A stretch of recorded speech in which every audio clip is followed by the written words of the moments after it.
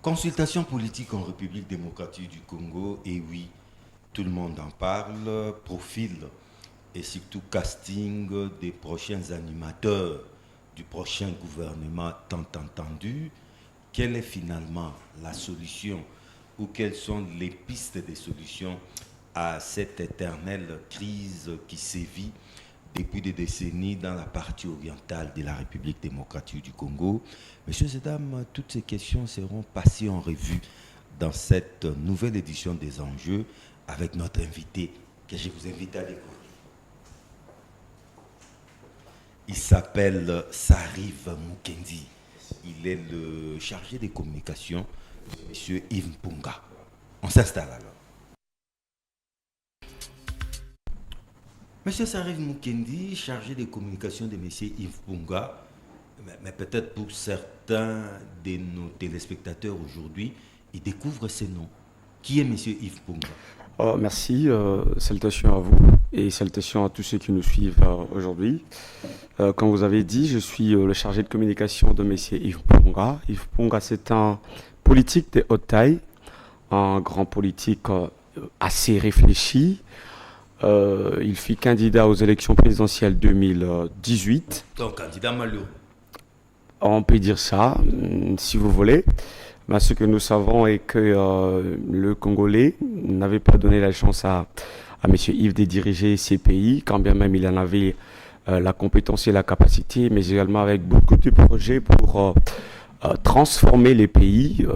Mais voilà, donc en bref, M. Yves Mpunga, c'est un Congolais de père et de mère, c'est un nationaliste, c'est un politique qui a le projet, qui a le compétence, le vouloir de travailler pour son pays et changer l'image du pays qui jusqu'à aujourd'hui est en train de se rechercher. Oui, mais ok, M. Mpunga, c'est vrai. Après un moment, il a disparu. Juste après ces élections, il a disparu. Et du coup, il réapparaît. Qu'est-ce qui justifie cette réapparition brusque? Disparaître, est-il un opportuniste? Disparaître, je dirais non. En tout cas, on n'entendait plus parler de lui, hein, ça c'est vrai. Vous pouvez dire ainsi, mais M. Mpunga continue d'être là. Mais seulement ce qui est, il continue d'être là, mais il était il est aussi un politique et un homme d'affaires. Il voyage peut-être un peu beaucoup. Mais il était là, il continue d'être là. Quand vous parlez de disparaître, moi je dirais non, il n'avait pas disparu. Mais par contre, on avait jugé, on avait regardé, on avait fait une lecture générale de la politique de notre pays, surtout de partis politiques, comment ça fonctionnait. Et on avait trouvé qu'il y avait beaucoup de choses à corriger, il y avait beaucoup de couacs, beaucoup de mal à l'intérieur. Ainsi, on avait décidé pour un temps de suspendre les activités du parti. C'est dans ce sens que vous pouvez dire... il a mis son parti en veilleuse? Il avait un parti politique. Bien sûr que oui, LMC, Lutte pour un Congo moderne. J'ai dit qu'on avait suspendu les activités du parti parce qu'on avait constaté que les partis travaillaient pour le gain de leur ventre. Nous, on ne voulait pas de ça. Nous, on pensait avoir des partis politiques pour aider le Congo, aider le pays. Mais quand on a regardé le fonctionnement de plusieurs partis politiques que j'évite de citer, on avait décidé enfin de suspendre un peu les activités du parti, essayer de vivre en indépendant et puis voir comment servir notre pays. Monsieur Sarive Mukendi, chargé des communications de M. Yves Mpunga, l'actualité en République démocratique du Congo reste dominée par les consultations politiques voulues par les chefs de l'État.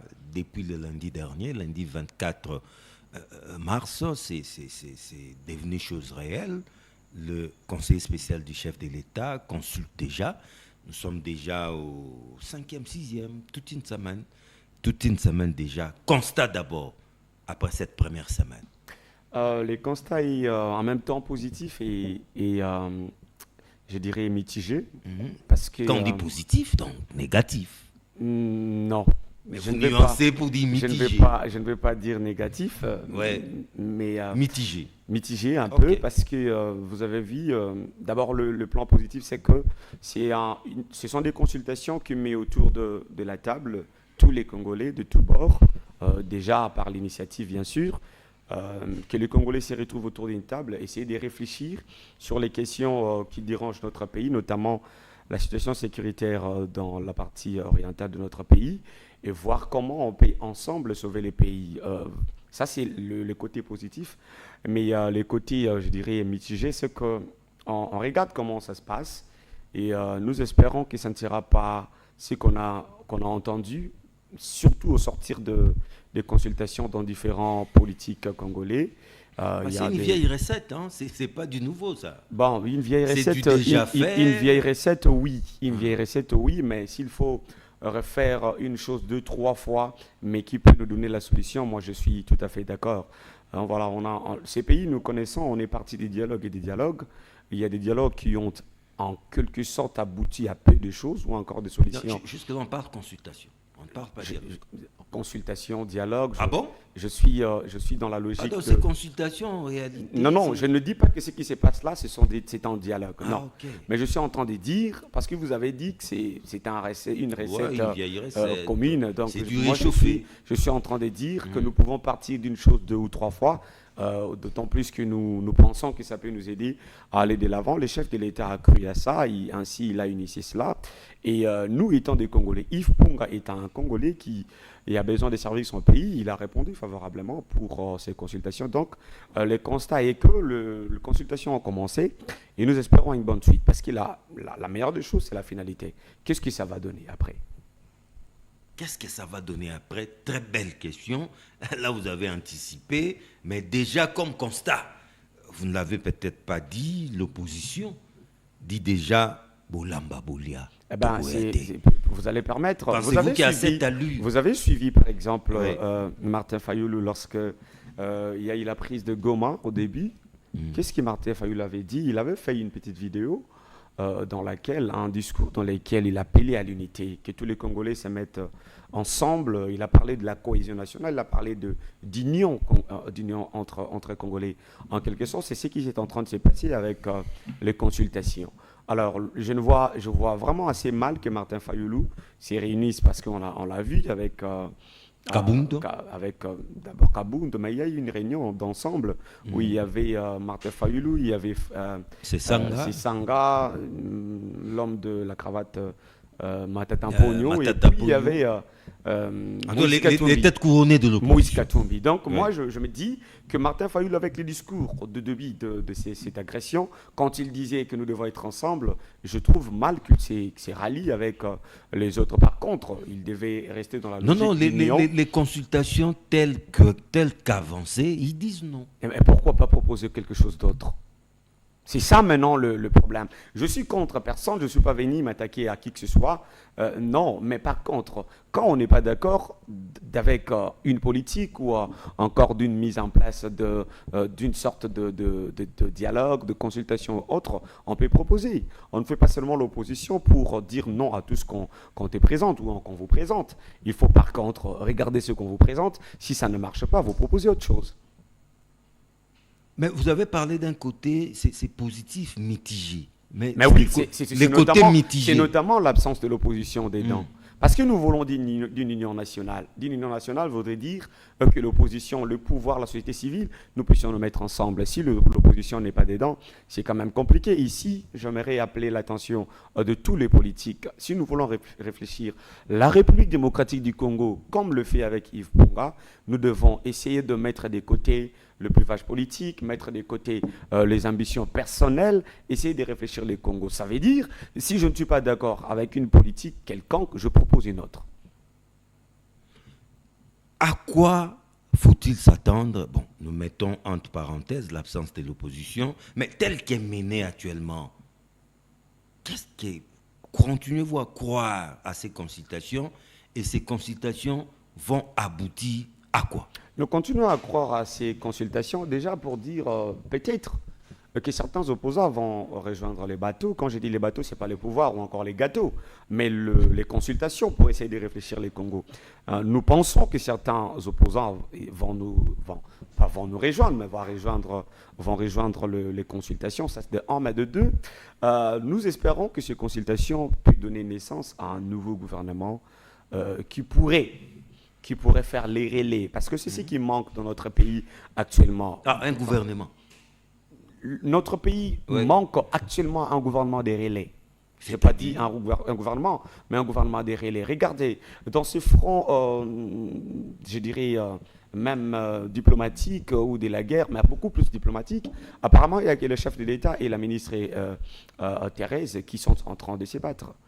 Qui de ministres vous avez vu en train de se battre dans ce gouvernement? Le ministre Moutamba, justice. Peut-être en quelques... Front médiatique, nous avons Mouyaya. C'est pas aussi bec et ongle. En quelque sorte, oui. Mais regardez, si on peut y accepter, par exemple, comme vous citez, le ministre Mouyaya, Madame Thérèse, mais qui d'autre, Moutamba, vous allez citer encore qui? Ça veut dire qu'il n'y a pas un gouvernement qui peut prendre les relais de ce que fait le chef de l'État.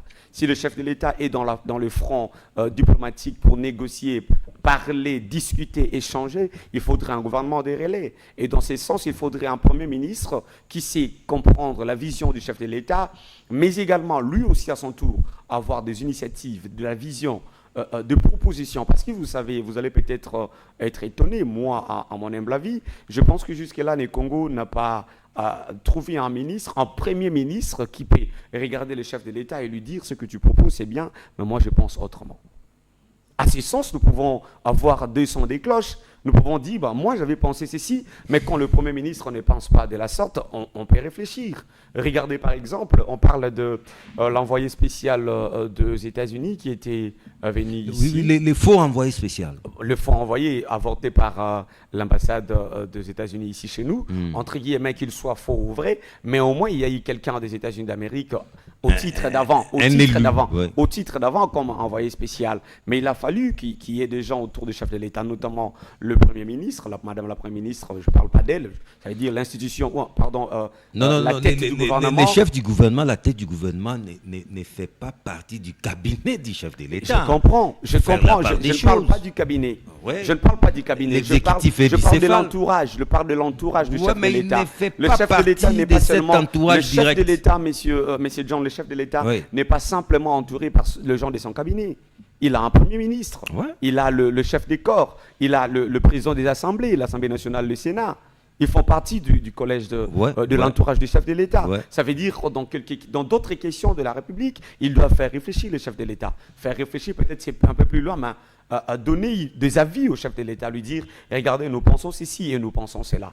Et donc, parce qu'il n'y a pas un gouvernement des relais, qui peut relayer le combat diplomatique du chef de l'État et qui peut en même temps avoir un langage que les autres parlent, ça veut dire le Sud avec qui nous devons négocier, les États-Unis, l'Europe et ainsi de suite, les entreprises qui bénéficient de nos matières premières bien sûr, pour la création de ce que nous utilisons d'ailleurs à prix de 100, à prix de 100, mais on n'a pas de gens qui connaissent le langage des autres, le langage de ces gens-là, le langage de ces entreprises-là, qui peut entrer en contact avec et qui est un homme de confiance. Parce que vous le savez comme moi, et qu'ici au Congo, nous avons beaucoup de ministres, nous avons beaucoup de politiques qui ne sont que crédibles ici au Congo.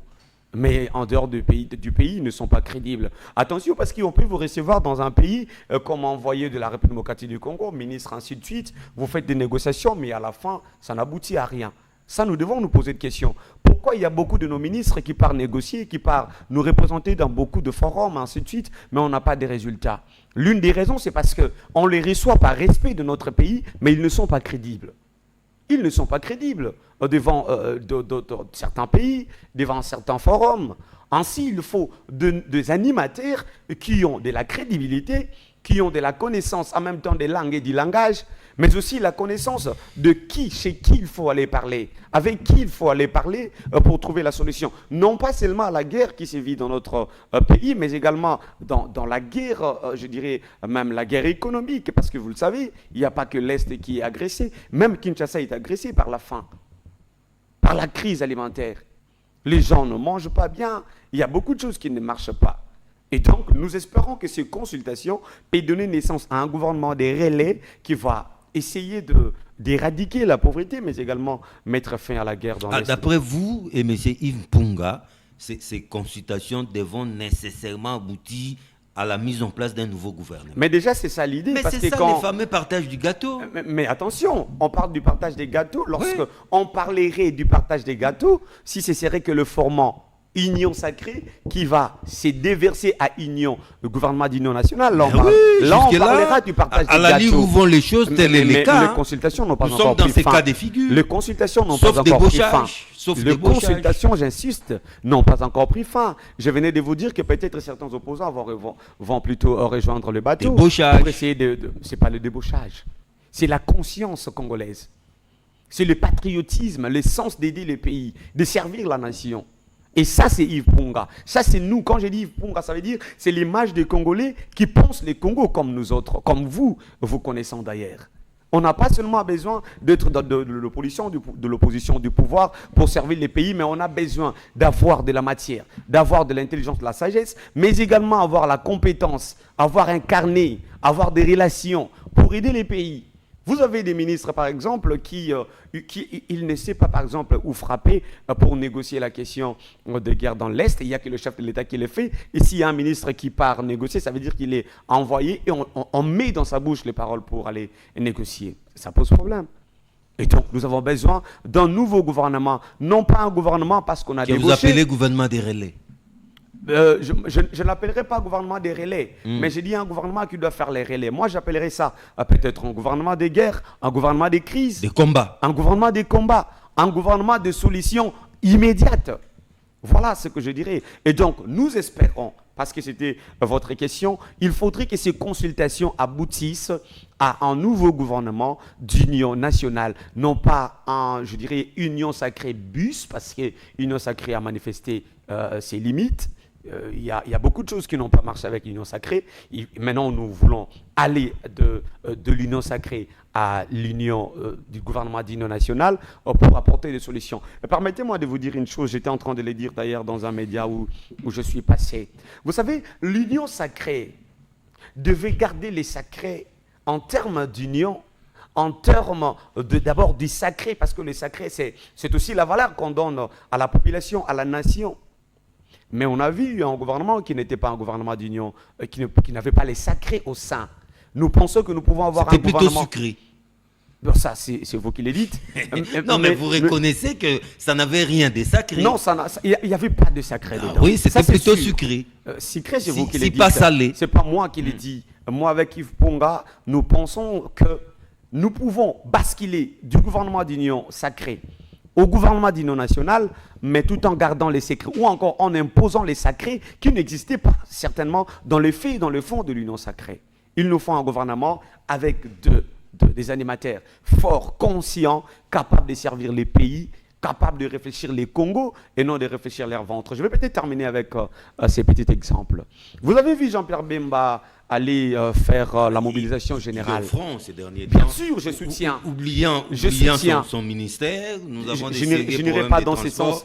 Je n'irai pas dans ces sens. Il fait les ministères des défenses bis. Je n'irai pas dans ces sens. Mais par contre, moi, je parle de ce qu'il est en train de faire. C'est une chose louable. Mais regardez, est-ce qu'il faudrait que tous les ministres fassent la même chose ? Mais tout le monde le fait. Hein? Mais pourquoi? Tout le monde est à la campagne. Mais alors pourquoi? En prévision du prochain gouvernement. C'est ça maintenant le mal. Nous disons que nous voulons d'un gouvernement d'union nationale, non pas par flatterie. Jean-Pierre Bemba l'a fait, c'était une initiative par calcul politique. Jean-Pierre Bemba l'a fait, c'était une initiative pour dire, essayons d'armer encore davantage en termes d'effectifs notre armée pour que nous puissions être forts sur les terrains. Mais il ne faudrait pas que tous les ministres suivent. Non, mais on a félicité que lui, imaginez, on a félicité que lui et quelques ministres. Mais parce que c'est quelque chose de louable. Les restes ne devaient pas croiser les bras. Mais non, ils devaient suivre ces bels exemples. Il ne faut pas faire quelque chose. On ne suit qu'un bel exemple. Mais attention, est-ce qu'il n'y a pas d'autres initiatives en dehors de ce que Jean-Pierre Bemba fait? Est-ce qu'il n'y en a pas d'autres? Mais quand vous avez par exemple... Maintenant, tout le monde recrute, hein? Mais oui, ce qui n'est pas louable, parce que c'est maintenant... Vous savez, les Congolais mal, c'est quoi? On voyait ça dans la rue, on voyait ça dans les marchés, et qu'au Congo, si quelqu'un trouve une place où il vend, par exemple, le maïs, tout le monde va venir vendre là les maïs. Il était seul. Et puis ça devient un marché des maïs, et ça, c'est le mal. Parce qu'on trouve que ce que l'autre fait, c'est dans ça que moi aussi, je dois gagner la vie. C'est ça, le mal. On pouvait non, mais si l'autre fait... et ça marche bien, pourquoi ne pas les suivre? Mais pourquoi toi tu ne réfléchis pas à faire autre chose? Non, mais parce que ça marche. On suit quelque chose qui marche. Réfléchir et que ce que tu réfléchis, ça puisse marcher. C'est ça. Il ne faut pas voir que ça peut marcher que quand l'autre pense, quand l'autre réfléchit, mais pas toi. Nous, par exemple, Yves Punga pense que le gouvernement comment on appelait ça d'ailleurs, Union Sacrée de la Nation, le gouvernement de Warrior, ainsi de suite, a montré ses limites. Mais nous pensons avec Yves Punga, avec des projets concrets, que nous pouvons changer des choses. Yves Punga comme qui? Vous dites, nous pensons avec Yves Punga. Vous savez que lorsque le président de la République a lancé cet appel pour la constitution, la mise en place du gouvernement d'union nationale, M. Yves Punga a répondu à cet appel pour dire au chef de l'État, je suis prêt à travailler avec vous. Il y a que les gouvernements qui l'intéressent, lui, M. Yves Punga. C'est une très belle question. Vous savez que M. Yves Punga a, comme je disais, a postulé en 2018. Oui. Il n'a pas reçu. Il a disparu. Il n'avait pas disparu. Il revient quand il a entendu parler du gouvernement. Attention, je vais vous révéler peut-être une chose. Oui. Nous avons mis une pause aux activités du parti. Mais en 2011-2012, Yves Punga est revenu. Nous sommes revenus avec un projet vaste, le projet d'appui à la gratuité de l'enseignement, avec un budget de 3 milliards de dollars, négocié déjà par Yves Punga. La gratuité, c'est Yves Punga. Je suis en train de dire ceci. Oui. Il est venu en 2011, puis 2021-2022, avec un projet d'appui. C'est-à-dire, ça veut dire qu'il y avait déjà le projet de la gratuité, il y avait déjà la gratuité de l'enseignement, mais avec des réalités que vous connaissez. Et nous, Yves Punga pensait qu'il faudrait donner un coup de pouce à l'éducation. Il a amené des frais il a amené des investisseurs avec 3 milliards de dollars pour investir dans le soutien, dans l'appui. Le chef de l'État était d'accord. Il avait même mis une commission pour réfléchir quant à ça. Mais c'est lorsque nous sommes arrivés à la commission que tout a basculé. Parce que là-bas, nous avons trouvé des gens qui voulaient. Donc c'est resté au niveau du projet. Pas au niveau du projet, mais au niveau de la commission. Les gens que le président, ça n'a pas été concrétisé. Attention, ce que je vais dire, c'est très important. Oui. Si la commission avait réfléchi comme le chef de l'État, on ne parlerait plus de la gratuité de l'enseignement à l'État où elle est. Parce qu'il y avait le fonds. Mais les gens qui étaient dans la commission, ils pensaient l'argent, ils pensaient rétrocommission, ils pensaient gagner les gains dedans. Yves Punga dit non, nous ne sommes pas venus pour vous, nous sommes venus pour le pays. Et donc, si vous pensez qu'il est revenu parce qu'il y a le gouvernement d'union nationale, vous vous trompez. Parce qu'en 2021, en 2022, quand il est revenu avec 3 milliards de dollars pour soutien... Qui sont restés un projet... Mais parce que vous avez gratuité des gens, n'a pas bénéficié de cette somme. Mais oui, parce que vous avez des gens autour du chef de l'État et tout ce qu'ils pensent, c'est leur ventre. Si seulement dans cette commission-là, ils avaient fait passer, examiner comme il fallait le projet et que le projet avait vu le jour, aujourd'hui on ne parlerait pas de la gratuité de l'enseignement à l'État où elle est. Mais le problème, c'est ces gens-là qui entourent le chef de l'État. Le problème, c'est ces gens-là qui réclament tout le temps le poids politique. Le problème, c'est ces gens-là qui réclament tout le temps qu'ils soient le force vive de la nation. Quand vous parlez force vive, vous parlez le poids politique. Mais quels sont les résultats, ou quels sont, je ne parlerai même pas de quels sont les résultats, mais quels sont les résultats de votre poids politique ? Messieurs, John, je vous regarde droit dans les yeux. Vous ne pouvez pas me dire que le poids politique dans ces pays a donné des bons résultats. Quels sont les résultats des poids politiques dans ces pays ? Mais ils sont là autour des chefs. ils ont combattu les projets d'appui à la gratuité de l'enseignement. Vous savez, je vais vous dire une chose. Yves Punga ne vient pas seulement travailler parce qu'il y a le gouvernement d'union nationale, parce qu'il veut travailler au gouvernement. Je viens d'ailleurs de vous parler de ce projet qu'on était venu soutenir avec Yves Punga en 2021-2022. Mais regardez l'Angola. Aujourd'hui, si en Angola, on parle de la digitalisation au niveau de la police, c'est Yves Punga. Il a travaillé avec la police de l'Angola pour la digitalisation. Il a travaillé avec la présidence de l'Angola. Je crois que vous devez quand même avoir des retenues pour nous parler d'Angola. Ça a été fait en Angola. Mais parlons de son investissement en République démocratique du Congo. Je ne suis pas en train de parler. Voilà la différence. Voilà la différence. Vous parlez de l'investissement, mais moi je parle des réalisations. Mais il l'a fait en Angola, c'est pas ici. Ça veut dire quoi? Le faire en Angola, c'est parce que vous avez donné. Non, attention. Ici, il s'agit de l'expertise de quelqu'un. En Angola. Mais dans un pays où on l'a donné la chance. Mais dans son propre pays, il n'a rien fait. Il est venu en 2021-2022 pour travailler pour le pays. Le président de la République, Félix Tshisekedi, avait accepté le projet.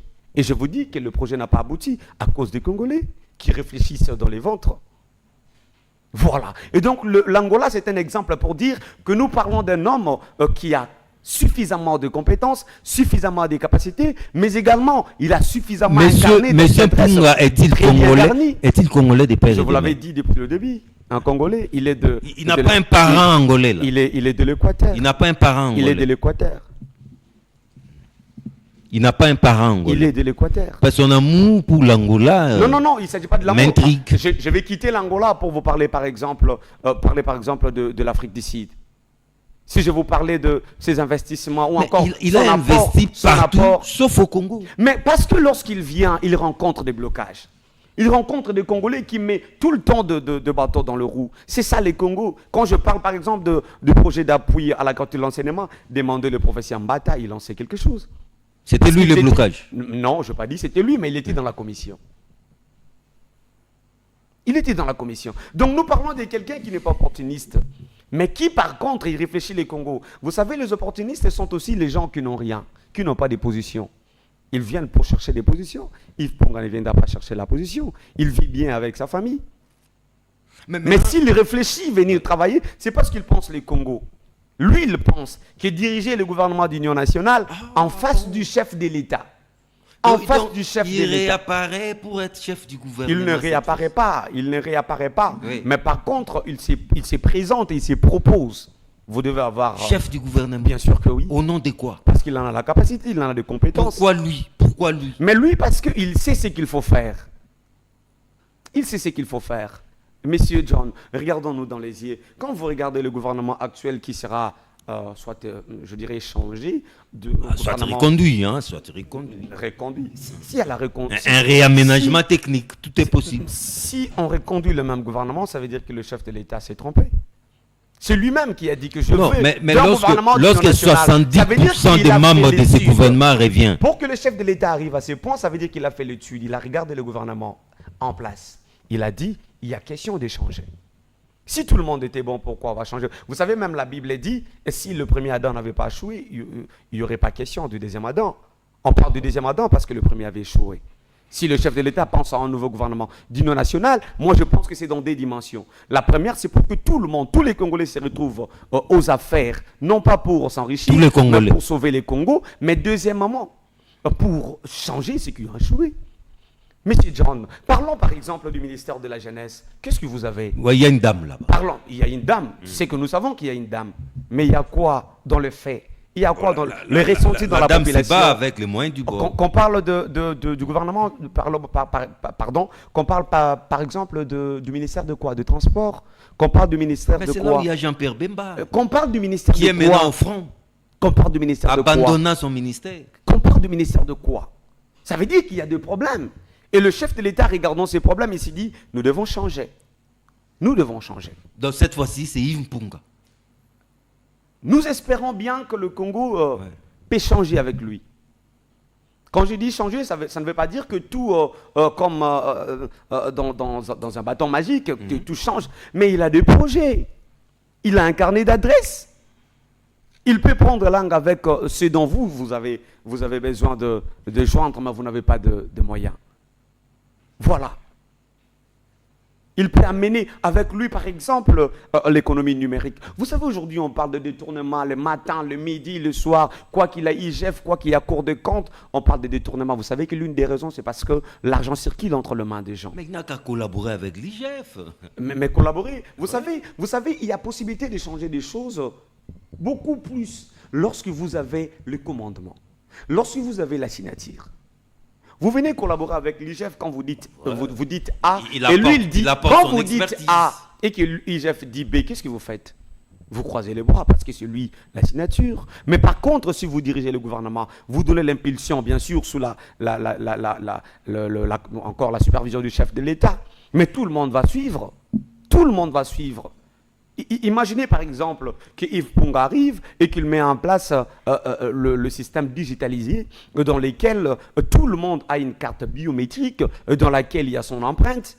Ça veut dire que si l'argent entre dans la banque, celui qui est venu avec l'argent va mettre son empreinte dans toutes les machines reliées sur une base de données qui sera installée quelque part avec un maximum de 5000 jeunes formés pour travailler dedans. Déjà, ça va réduire le taux de chômage. 5000 jeunes qui travaillent dedans. Dans cette base de données, ils surveillent toutes les connexions ensemble du pays. Ça veut dire que tout le ministère seront reliés sur cette base de données. Et que si quelqu'un déposait l'argent, si quelqu'un retirait l'argent et que son empreinte sera mentionnée dans la machine, même ceux qui sont au village, une fois qu'ils le volent, une fois qu'ils déplacent de l'argent, c'est son empreinte qui reste. Là où il y a la base de données, tout le monde saura que c'est elle qui a fait sortir l'argent, c'est elle qui a détourné. Mais parce qu'on n'a aucune base de données fiable dans ces pays. Et je vous pose la question, M. John, parce que quand bien même vous n'allez pas me répondre. Pourquoi jusqu'aujourd'hui la question des cartes d'identité au Congo pose problème? Même des passeports. Pourquoi ça pose problème? Mais l'une des raisons, c'est parce que il y a des gens qui savent que si on met en place un système de base de données, ils seront incapables de voler. Ils seront incapables de détourner. Donc c'est un réseau mafieux. Ils seront surveillés par... C'est un réseau mafieux. Vous savez, lorsqu'il y a un véhicule, par exemple, qui commet un accident, qui fait un accident plutôt dans une route quelconque, parce que dans les systèmes digitalisés, normalement, nécessairement, il y aura des caméras de surveillance. Facilement, vous n'aurez pas besoin de partir de gauche à droite pour trouver de conclusion finale. Il faut attendre nécessairement que M. Yves Mpunga soit nommé Premier ministre pour qu'il apporte cette expertise à son pays. Mais c'est méchant. C'est d'ailleurs... C'est méchant. C'est d'ailleurs gentil de sa part. Parce qu'il a prouvé sa bonne foi, quoi qu'il a été victime des élections 2018, il est revenu en 2021-2022 avec un si grand projet. Un si grand projet. Vous savez qu'ici au Congo, la plupart des ministres ne portent pas les projets qui coûtent moins. Pourquoi? Parce qu'ils savent que lorsqu'un projet coûte moins, il a peu de chances de voler. Il a peu de chances de détourner. Mais quand il y a un projet colossal, avec des sommes, de grandes sommes, là, il sait qu'il va voler. Mais vous avez quelqu'un qui lui-même arrive... Des sommes astronomiques. Mais bien sûr, vous avez quelqu'un qui lui-même arrive, il vient avec déjà de marchés négociés. Il arrive avec un fonds pour soutenir la gratuité de l'enseignement. Et vous avez tout fait pour que le projet ne marche pas. C'est ça, ce sont ces gens-là qui tuent le Congo. Alors, pour contraindre ces gens-là, il ne faut pas seulement être associé ou encore travailler en partenariat avec une institution ou autre, il faut avoir la commande. Il faut assumer une fonction qui te permet de décider. C'est ça, qui te permet de décider. De dire, bon voilà, la politique que moi je vais mettre en place. Certes, je sais qu'il ne va pas travailler seul, il va travailler avec le chef de l'État. Mais un bon Premier ministre, ce qu'il a à faire, comme Yves Mpunga, il propose un projet. Chef de l'État, voilà ce que moi je pense. Je vais faire ça, ça, ça, ça, ça. Il écoute le chef va lui dire, voilà ce que moi je pense, voilà ce que moi je veux, voilà ce que moi je veux. Et ils discutent ensemble. Je n'imagine pas qu'il arrive dans ces pays que le Premier ministre, les ministres discutent le projet avec le chef de l'État. Mais déjà c'est difficile parce qu'ils sont rares à proposer alors de projets qui entrent dans l'essence d'aider la population. Monsieur John, je termine par ici. Est-ce qu'il fallait que le pays s'arrête parce que nous sommes en guerre? Pas du tout. Mais vous vous rendez compte que le pays s'est arrêté? Personne n'a dit ça. Vous vous rendez compte que le pays s'est arrêté? Pourquoi tout le monde? Je sais que nous devons avoir les regards fixés vers l'Est parce qu'il y a les atrocités. Mais pourquoi tout le monde ne réfléchit pas à autre chose? En prévision du prochain gouvernement. Ça pose problème. Y compris M. Mpunga. Ça pose problème. Mais je veux vous ramener en 2021, en 2022. Il n'y avait pas des atrocités comme ça. Il n'y avait pas la mise en place du gouvernement d'union nationale. Mais lui, il était venu. Mais le problème, c'est de réfléchir les Congos. Penser à aider les Congolais. C'est ça le problème. Monsieur Mukendi, parce que nous parlons Est aussi, quelle est la solution que M. Yves Mpunga propose pour qu'on sorte de ces cul-de-sac? Nous n'allons pas inventer la roue. Il y a un schéma établi. J'ai suivi d'ailleurs une émission, je ne vais pas citer la chaîne, où on a reçu l'ancien président de la France, je crois, Nicolas. Il a dit qu'il reconnaît que la Russie était coupable lorsqu'elle avait envahi d'abord la Géorgie, ensuite l'Ukraine. Mais qu'est-ce que Nicolas dit? Il dit il y a deux manières de vaincre. Il y a deux manières de remporter la victoire dans une bataille. Soit c'est par la guerre, vous avez une armée forte, vous combattez contre l'agresseur et vous gagnez. Soit c'est par les dialogues, c'est par la négociation. Yves Punga, une fois au pouvoir, ça veut dire à la primature, c'est qu'est-ce qu'il va faire? La première des choses, il va parler avec le chef de l'État, lui présenter ce qu'il a comme projet parce qu'il ne doit pas travailler seul sans pourtant le chef de l'État ne soit pas au courant. Mais la deuxième des choses, Yves Punga sait, il le sait bien. Il sait que dans le domaine, dans le front diplomatique, il sait où il faut frapper. Il sait, il a les carnets. Il connaît les entreprises, il connaît personnellement certains responsables des entreprises qui bénéficient de nos matières premières. Et donc, s'il faut négocier à ces sens-là, lui, il sait négocier, il a la langue de la négociation, il a les langages de la négociation, il a les tactiques de la négociation, parce que c'est un expert. Mais également, il est crédible sur le plan national, mais également sur le plan international. Vous savez, si on lui fait confiance dans des pays comme les États-Unis et d'autres pays, pourquoi pas lui faire confiance à la République démocratique du Congo? Mais deuxièmement, il va appuyer les chefs de l'État pour réorganiser d'une manière forte l'armée pour que nous soyons capables de régler cette question s'il faut par la guerre, mais également s'il faut par la diplomatie. Mais nous pensons qu'avec Yves Punga, le front militaire va rester là, mais avec le front diplomatique, facilement, il pourra régler les choses. Monsieur Sarif Mukendi, je sais que c'était une première rencontre, maintenant une dernière, parce que je sais qu'aussi longtemps qu'il y a consultation, qu'il y a débat autour de la mise en place du gouvernement, nous aurons à attendre les chargés de communication de M. Punga. Nous serons tentés de toujours venir. Mais pour le moment, nous atterrissons. Là, je vous cède mon micro. Vous regardez droit à la caméra. Qu'est-ce que vous avez à dire à la population? Avancez comme conclusion.